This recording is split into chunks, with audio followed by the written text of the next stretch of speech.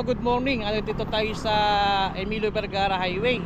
Kung naalala niyo po last time yung vlog ko, yung may umbok po dito sa Barangay Santa Arcadia. So nakita ko sa tropa nating isang content creator po rito na napadaan siya.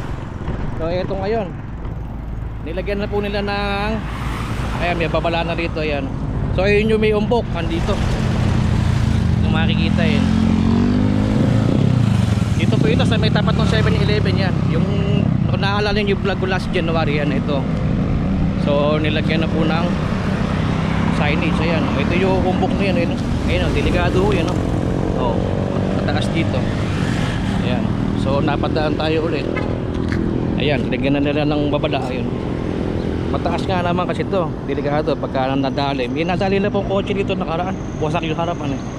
Ayan, so ingat po. Ingat po sa mga babiyahe at in-update ko lamang kayo. Buti po inayos na to.